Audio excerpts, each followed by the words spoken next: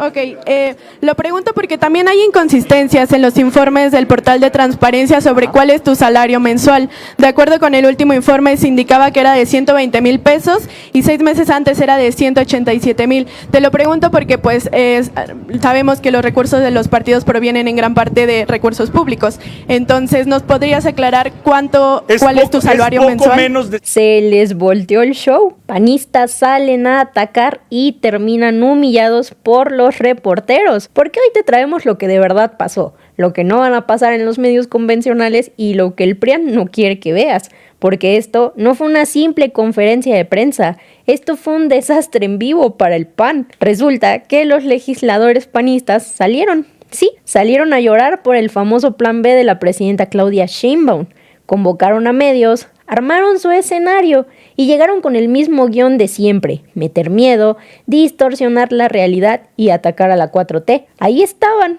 muy seguros, muy sobrados, Ricardo Anaya, Elías Lisha y Jorge Romero, encabezando el espectáculo. Y arrancaron como siempre: burlas, desprecio, risitas, no solo contra la reforma, sino contra todo el proyecto de la Cuarta Transformación. Pero lo que no vieron venir fue lo que pasó después, porque apenas empezaron con su circo, los reporteros les reventaron la conferencia. Sí, así como lo escuchas. De pronto comenzaron las preguntas incómodas, los cuestionamientos directos y los señalamientos sin filtro. Lo que era un montaje perfectamente ensayado se convirtió en un campo minado. Los periodistas no se tragaron el discurso, no se quedaron callados, los confrontaron.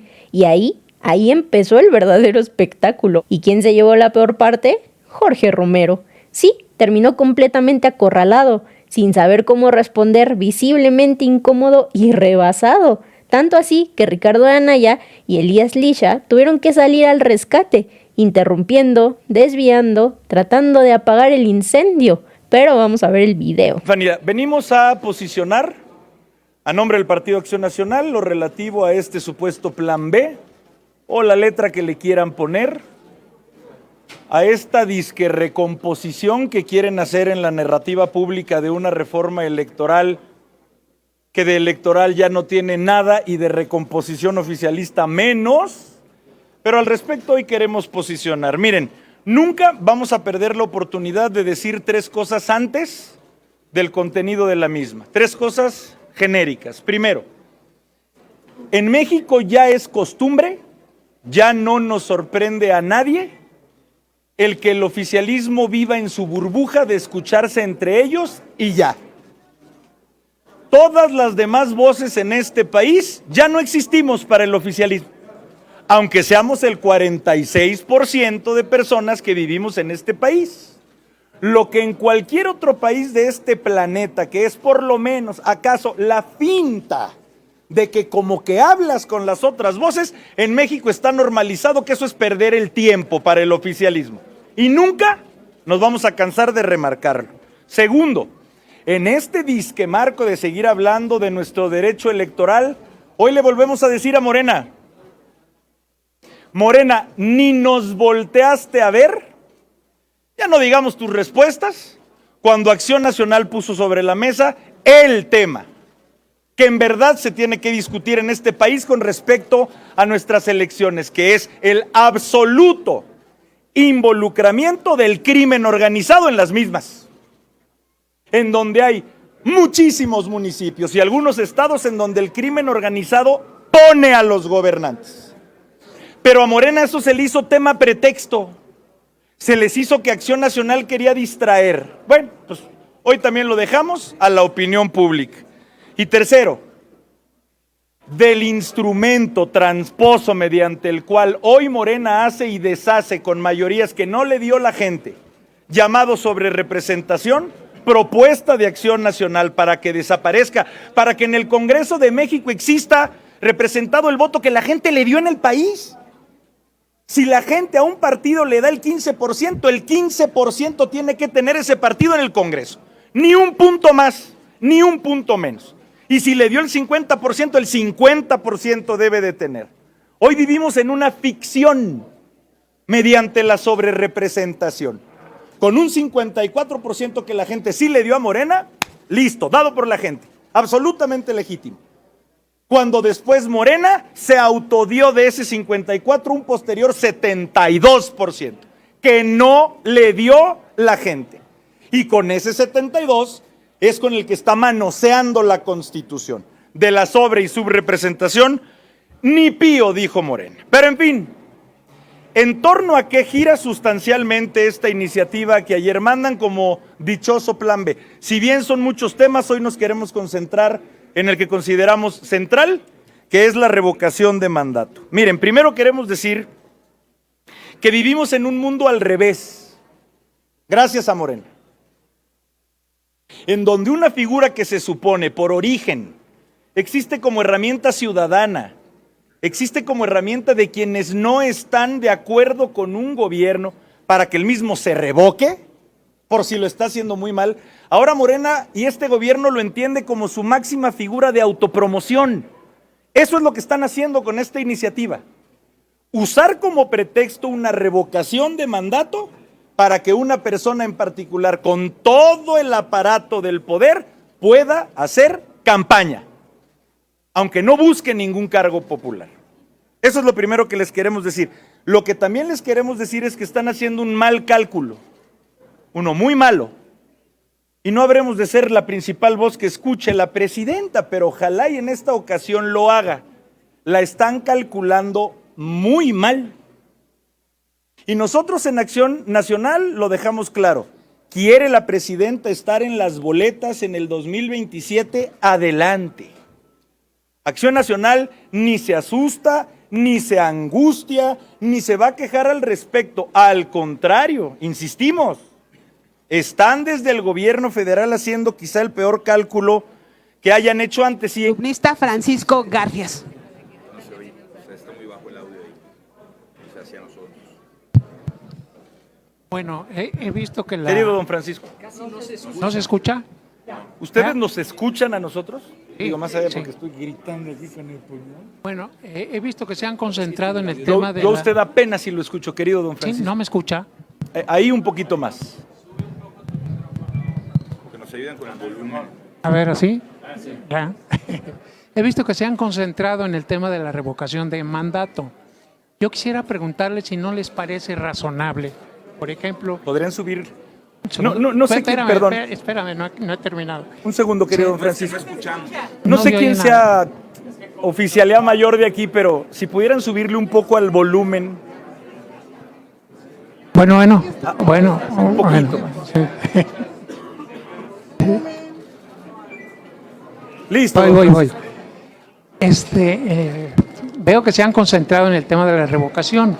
Yo quisiera preguntarles si no les parece razonable, por ejemplo, los otros 3 artículos constitucionales que se modifican, que es uno, para reducir el número de regidores en los ayuntamientos; 2, el tema de los congresos locales, reducirles también el presupuesto, al Senado el 15%, y 3, el ponerle tope a los salarios. ¿Qué, no les parece razonable eso? Sí, querido don Francisco. Mire, me voy a apoyar en una parte en el coordinador Lisha, pero le menciono. Nunca el PAN ha estado en contra de medidas de austeridad cuando es auténtica. O sea, si en verdad lo que se pretende es una austeridad, evitar privilegios, adelante. Lo hemos dicho desde hace años en Acción Nacional. Adelante. Lo que vemos es que a Morena le gusta redactar sin observar. Se ha llegado a tal nivel de incongruencia con las regidurías, en un ejemplo que les habrá de explicar el coordinador Lisha, que pareciera que ya no saben ni lo que escriben, si es que lo que se pretende son políticas de austeridad. En general, el PAN con esas políticas siempre va a estar a favor, pero no somos tan tontos como para aceptar en la generalidad una iniciativa que de fondo es perniciosa por 2 o 3 puntos en los que coincidamos. Entendemos nuestro papel y también, como lo hemos dicho, a Morena no le interesa oír nuestra voz, no le interesa nuestra voz. Entonces deducimos que tampoco le interesan nuestros votos. Y qué bueno que no le interesen porque no los tendrá. Coordinador Liz. Muchas gracias. A ver, Nosotros hemos acompañado todas las iniciativas que han representado cualquier ahorro en beneficio de la política pública y de la gente. Lo cierto es que ni siquiera necesitaban esta reforma. Mira, el Congreso más caro del país tiene mayoría de Morena. La inmensa mayoría de esos tienen mayoría de Morena. Si realmente lo quisieran, ya lo hubieran solucionado con las iniciativas en sus propios congresos. Ahora, el problema de los regidores es que está sucediendo exactamente lo contrario a lo que dicen que ponen en la reforma, porque ponen una base de 7 regidores más presidente municipal más síndico, es decir, 9 integrantes de cabildo como mínimo y máximo de 17. La inmensa mayoría de municipios en este país tiene mucho menos que eso, pero también están aumentando a los que ya tenían menos. Doy un ejemplo muy concreto, el caso Yucatán. Solo hay un municipio de 106 en Yucatán que supera la cifra de 17, que es Mérida, que tiene 19 regidores. Consecuencia, se reducirían 2.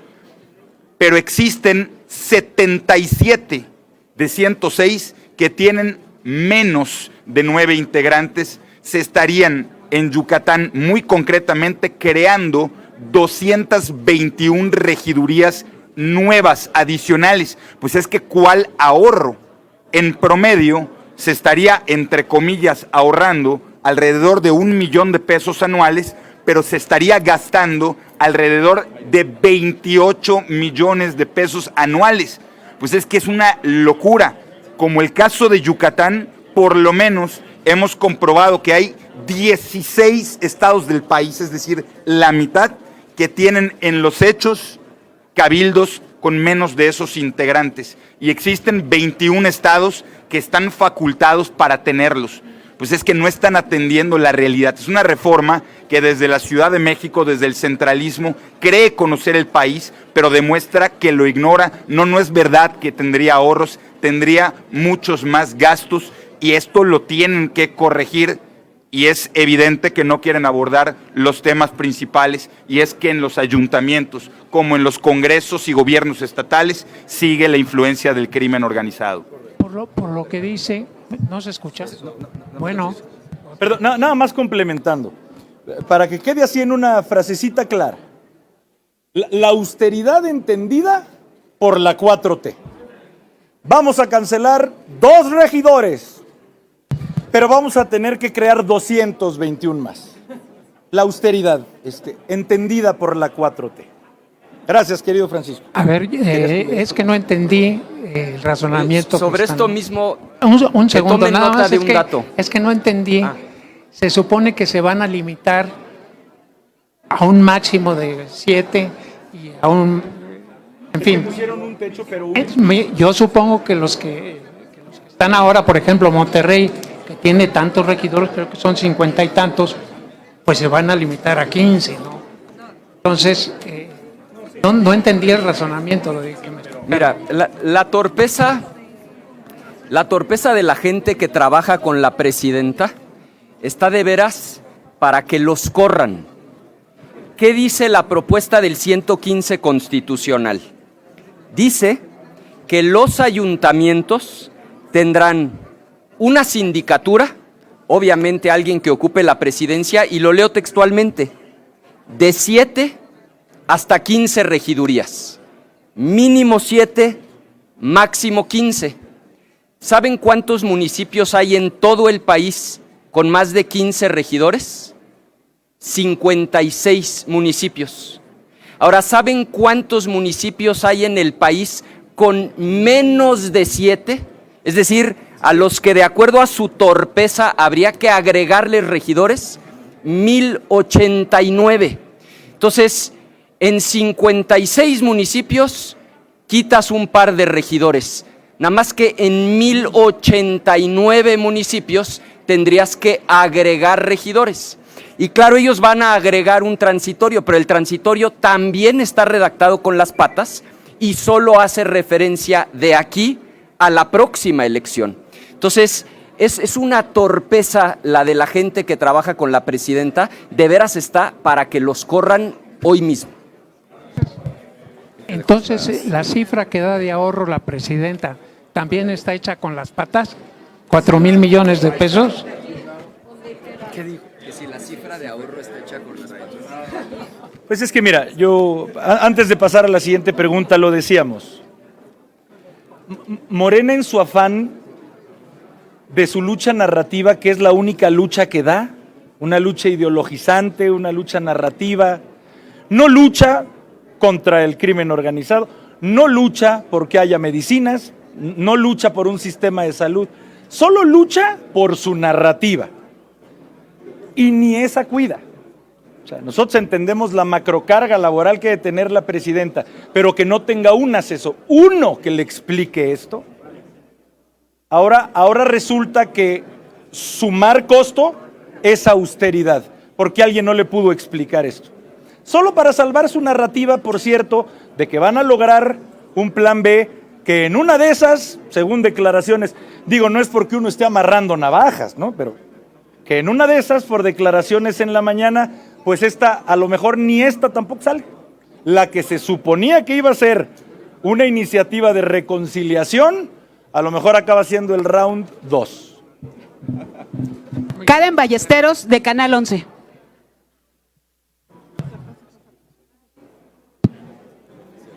Gracias. Precisamente una de las propuestas del Plan B es que los dirigentes de todos los partidos políticos transparenten sus remuneraciones, sus salarios, sus prestaciones. ¿Tú estarías dispuesto a transparentar? Es que esa es otra torpeza, lo digo con todo cariño. A ver, aquí están dos expresidentes del partido. Ya son públicos nuestros ingresos. O sea, hoy te metes tú a la página del PAN, desde el año 2000 que el PAN hizo legal la transparencia, está en nuestro portal público. O sea, la respuesta es un contundente y absoluto sí. Y no solamente de las dirigencias, pues de todo el partido en general, insisto, eso ya existe, eso no es una novedad. Es como cuando dijeron que en el Plan B se prohíbe el uso de recursos ilícitos para las campañas. Ah, magnífico, eso también ya existía en la ley. Son reiterativas, narrativas para quedar bien, que insisto, lo que refleja es mucha torpeza. Karen. Entonces el PAN, para dejarlo claro, estaría dispuesto a transparentar tanto desde la dirigencia como todas las operaciones que realiza el partido. Nuevamente, sí, querida Karen. Ok, lo pregunto porque también hay inconsistencias en los informes del portal de transparencia sobre cuál es tu salario mensual. De acuerdo con el último informe, se indicaba que era de 120,000 pesos y 6 meses antes era de 187,000. Te lo pregunto porque pues sabemos que los recursos de los partidos provienen en gran parte de recursos públicos. Entonces, ¿nos podrías aclarar cuál es tu salario mensual? Es poco menos de 120,000 pesos. Lo digo así, tal cual. Es mi único ingreso. Y bueno, estoy tratando de desquitarlo todos los días aquí contigo en esta rueda. 120,000 brutos, netos. Poquito menos. ¿Qué opinas de que justo se ponga este tope de que nadie más pueda ganar más que la presidenta? Muy bien, muy bueno. También es algo que ya existe en la ley y estamos a favor. A ver, con políticas distintas de austeridad real que combatan privilegios, siempre Acción Nacional va a estar a favor. La respuesta es muy categórica, se plantea como se plantea la pregunta, siempre Acción Nacional va a estar a favor de cancelar privilegios y a favor de la transparencia. Gracias. Gracias a ti, Karen. Mayolo López, Grupo Reforma. Gracias. Una para Ricardo y una para ti, Jorge. Con la anterior reforma se castigaban 30 y tantos escaños y tal vez se justificaría un recorte al Senado. Ahora se propone un recorte de 15%. ¿Se justifica? Y una para Jorge. Tu gira de la semana pasada por Monterrey, Jorge, fue muy sugestiva. ¿Estás pensando en arrebatarle al PRI a Adrián de la Garza para llevarlo tú como candidato? Empezamos por la... Para que piense mejor la respuesta. Nosotros queremos ser muy claros, Mayolo. O sea, ¿dónde está el problema de esta reforma y dónde no está el problema? El problema está en que no resuelve los dos problemas que sí tiene la democracia mexicana.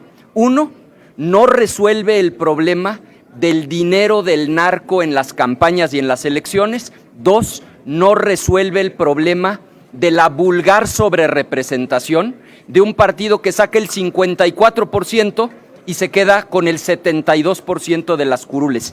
Ese es el problema central. Segundo, como lo dijo el presidente del partido, pues si el pueblo quita, que sea el pueblo el que ponga, y no como está la farsa, en donde si se le revoca el mandato a la presidenta, van a ser los legisladores de Morena los que decidan quién se queda con la presidencia de México.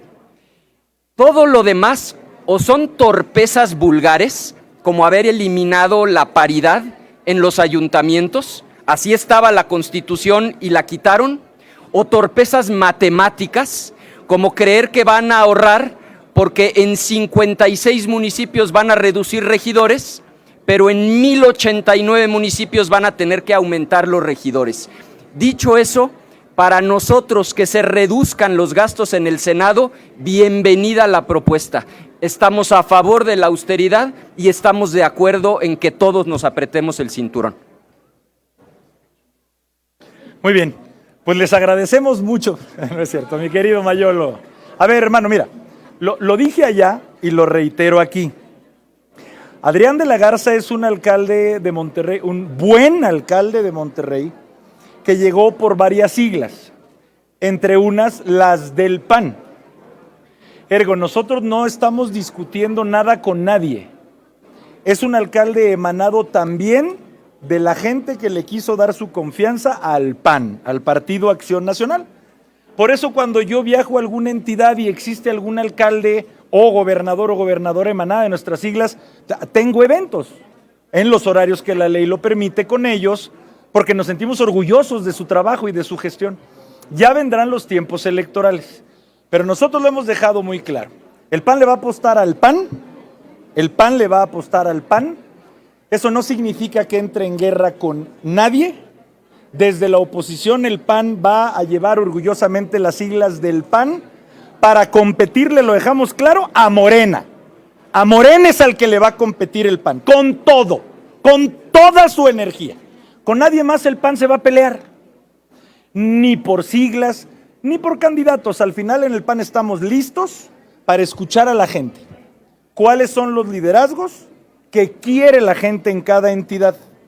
Y si esos liderazgos quieren hacerlo bajo nuestras siglas, esos habrán de ser nuestros candidatos y nuestras candidatas en Monterrey, en Mérida, en Tijuana, en Tampico, en Cuernavaca y en todos los lugares de este país. Querido Mayolo. Gracias. 3 preguntas más. Rafael Ramírez, El Sol de México.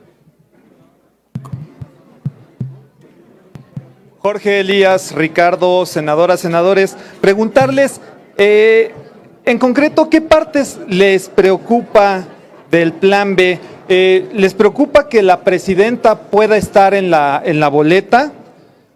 No.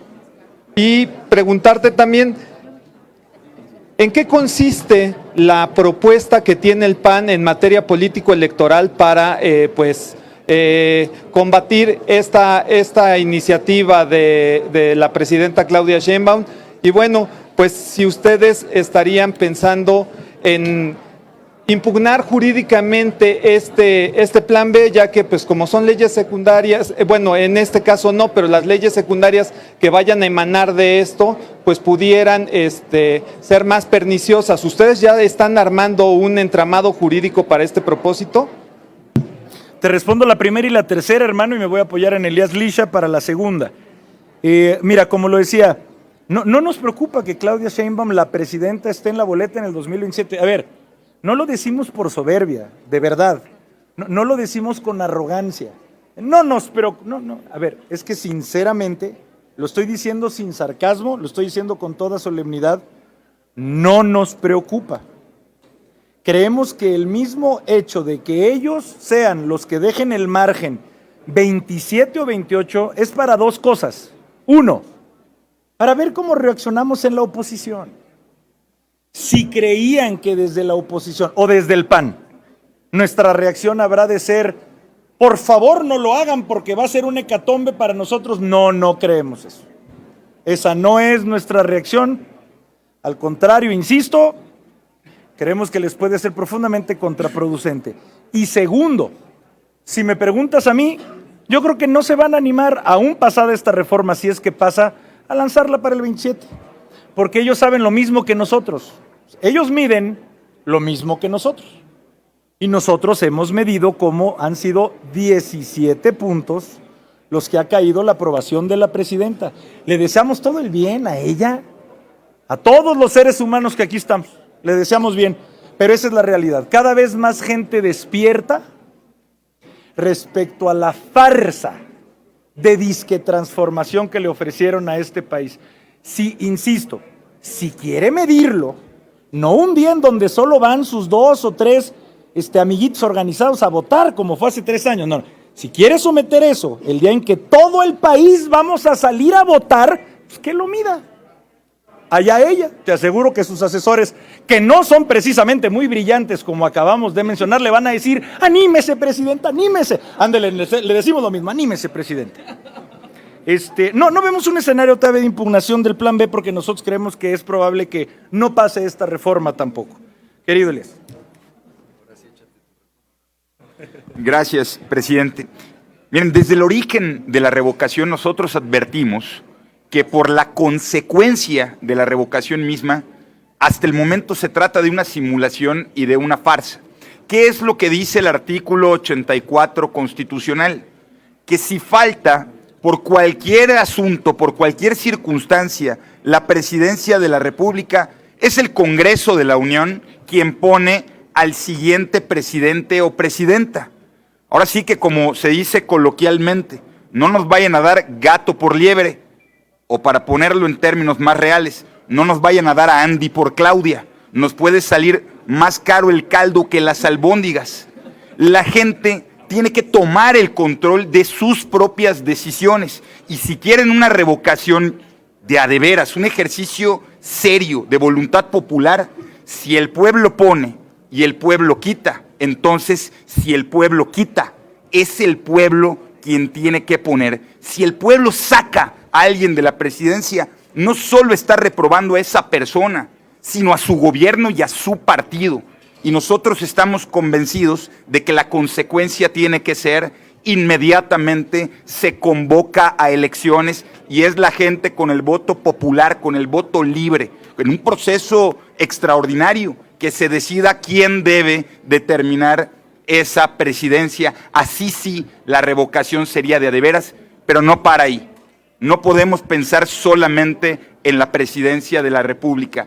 Las y los gobernadores tienen que estar sujetos al mismo procedimiento que de origen los contiene y que no le saquen. Y veamos qué pasa en Baja California, y veamos qué pasa en Sinaloa, y veamos qué pasa en Tabasco, a ver si de verdad se quieren someter a la voluntad popular, porque estamos clarísimos de que en muchos de esos estados, si el pacto con el crimen organizado no se acaba por la voluntad del gobernante, sí se acaba porque la gente los va a echar. Ahí está nuestra propuesta, la hemos presentado ya formalmente el día de hoy. Tanto las y los senadores como el grupo parlamentario en Cámara de Diputados debatamos en serio y que el ejercicio de revocación sea una herramienta que le sirva a la gente para quitar a malos gobernantes y no para quitar a uno y que nos pongan a otro, que puede ser peor, como el hijo de ya saben quién. Penúltima pregunta, Juan Pablo Narcia, N+. Dirigente, legisladores. Perdón, solamente complementando en menos de un minuto. Hoy en la Constitución existe el supuesto de que si la revocación de mandato fuera a favor, hoy lo decide el Congreso de la Unión, no la gente. O sea, y además con mayoría simple. Entonces, imagínate ese supuesto. Ahora, y con esto concluyo para pasar a la siguiente pregunta, muy agradecidos de las mismas. Nosotros estamos absolutamente convencidos de la diferencia entre lo bonito de redactar algo en un papel, todo poético, suena todo democrático, y lo que pasa en la realidad. Nada más no se nos olvide lo que fue un ensayo de revocación de mandato en Oaxaca. Nada más no se nos olvide qué pasó en Oaxaca. Hasta los de su partido fueron los que más denunciaron una supuesta revocación de mandato en Oaxaca, en donde votaron en algunos municipios más personas de las que viven en ese municipio. En fin, el afán, insisto, de la 4T. Perdón. Gracias, dirigente. Saliendo brevemente del tema electoral, preguntarle acerca de el regreso, el segundo regreso del expresidente López Obrador, donde hace este llamado para apoyar a Cuba a través de una cuenta bancaria. El día de ayer, algunos legisladores de Morena hablaban acerca de poder fondear a través de proyectos específicos, como podrían ser quirófanos solares, dijo el senador Manuel Huerta. Tomar cuál es su postura acerca de esto, por qué ha causado tanto interés y por qué incluso la presidenta los ha señalado a ustedes, a la oposición, de ser quienes han hecho esto más grande de lo que es. Gracias, Juan Pablo. Mira, sin afán de contradecirte, nosotros en el PAN cada vez le perdemos cada vez más interés a Andrés Manuel, la verdad. Para nosotros no se detiene el tiempo cuando él publica algo, o sea, de verdad, te lo digo. Me pregunto qué opinará la presidenta. Esa es la verdadera pregunta. Sí, le encantará mucho. En fin, mira. Nosotros estamos convencidos que la ayuda humanitaria a cualquier otro pueblo de esta tierra, pues es algo humanitario. Solamente lo ponemos así. ¿De a de veras en México ya no hay ninguna carencia? ¿Ya no tenemos en estados como Chiapas, como Oaxaca, como Guerrero, ya no tenemos ninguna carencia? ¿Ya todo México está en el último decil? A ver, nosotros lo que decimos es, sí de a de veras primero petróleo para cualquier país, para no especificarlo en uno en específico. Pero aquí cobrándole lo doble de lo que prometiste que iba a costar.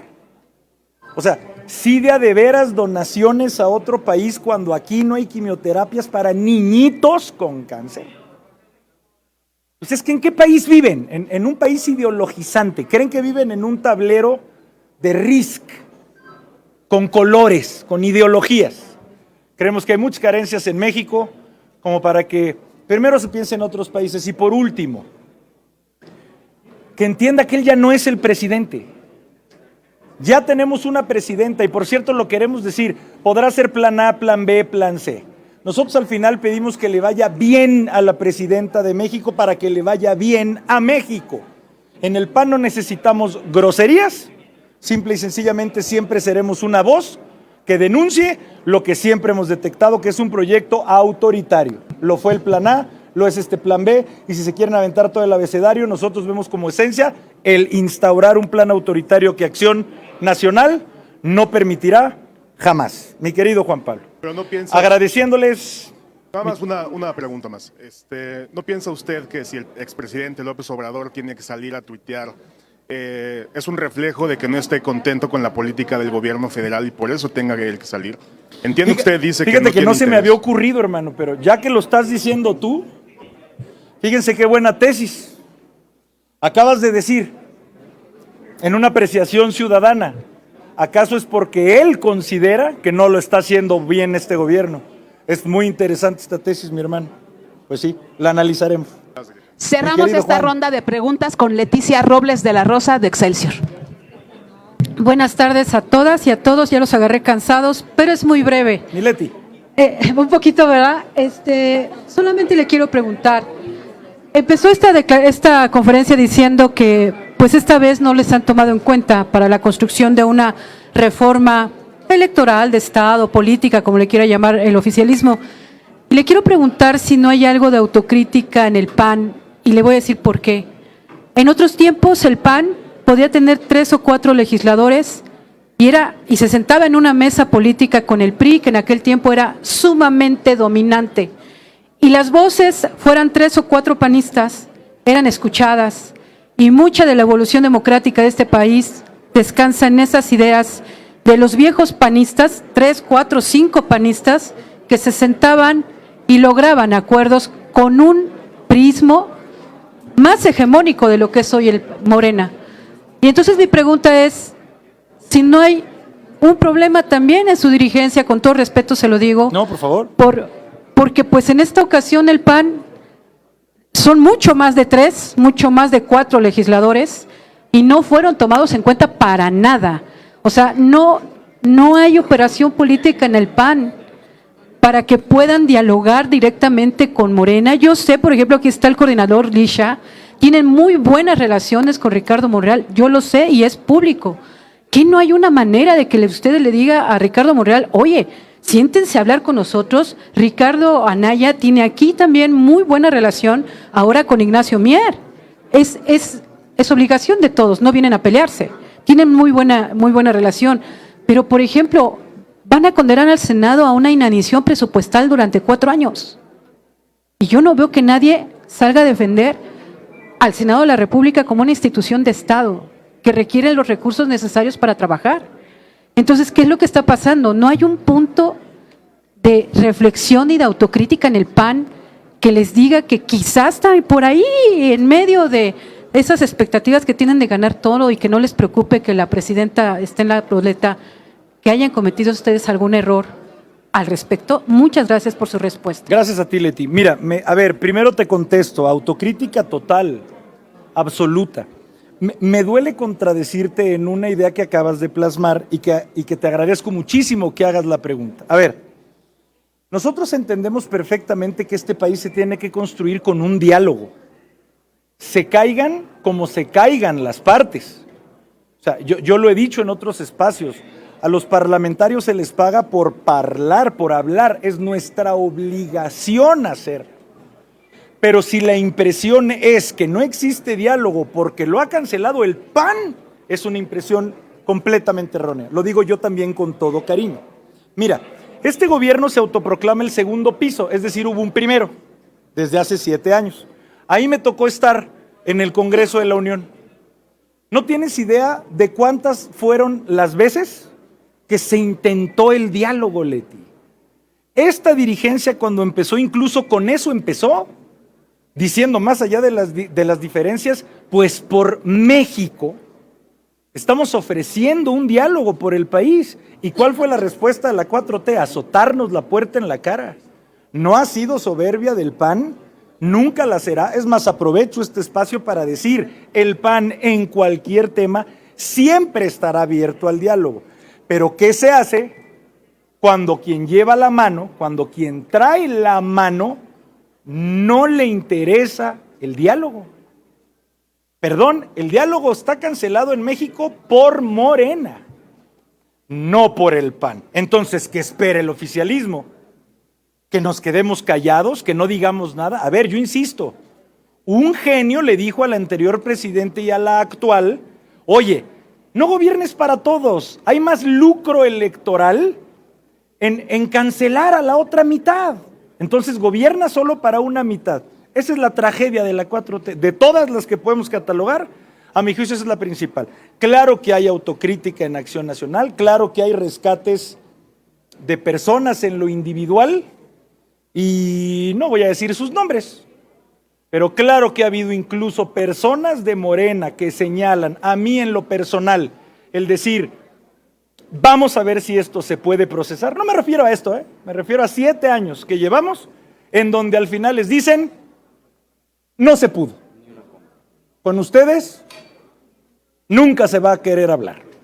Eso es la 4T. El PAN hoy reitera su disposición de diálogo cuando la 4T quiera y no vemos que quiera. Muchas gracias, mi querida Leti. Bueno, pues les agradecemos mucho a todas y todos por su tiempo. Lo que iba a ser un ataque contra el Plan B terminó siendo una exhibida monumental para el PAN. Así, sin filtros, sin edición y frente a todos. Porque cuando ya no controlan el guión, se les termina cayendo el teatrito. Y bueno, hasta aquí la noticia. ¿Ustedes qué opinan? Déjenme sus comentarios y si les gustó el video no olvides darme tu like y compartir con todos sus amigos para que también estén bien informados y al tanto de lo que acontece día a día en el país. Te veo en un siguiente video. Hasta luego.